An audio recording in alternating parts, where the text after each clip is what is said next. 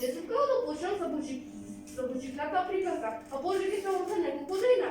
Земницька речі не стережувати. Міський, саме китиці. Зеркальціння, один раз знайдемо місто та місто і місто добре. І стережимо ми забудь. Договорено.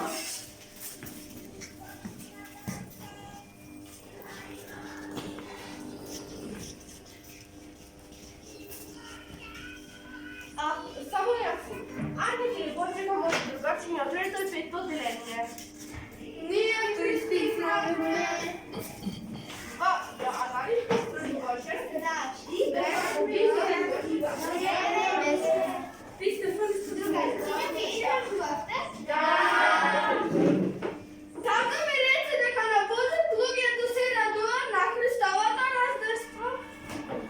Я дуже сумата мама на Божий праздник на миру.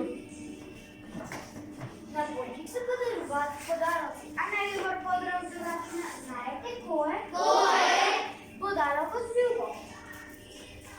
Золота мама нека Божик е. Правильно да красиво. Страшна книга лежисната проказа кривата и богата и Бога. Ама по богата редко мислите, а по хази мислите. Мама ми каза децата Божик, многото трябва да се изгледат солдатна идея. Другачи не знаєте що? Що? Я за откритника Божий е роден на Христос. Ние дурачинята от трето отделение открили kako se nakitила правата Божия. Ето, айде ставим ме дружите да ви казвам. Айде!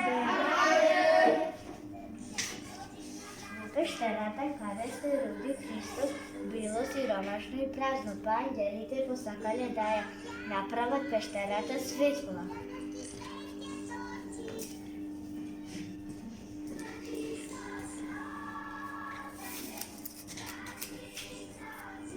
Два ангели летнале на север и юг.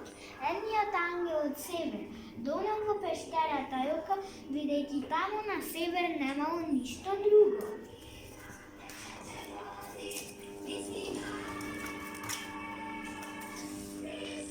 Другиот ангел отишел на југ.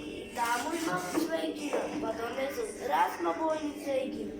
Сестрата кога видела колку се потрудиле ангелите, слегла на прво клјавката и цела пещера се осветлила.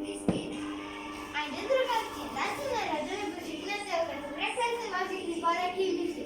Па да се потрудиле сите пораки и мисли да ни останат дел од нашиот живот. Айде!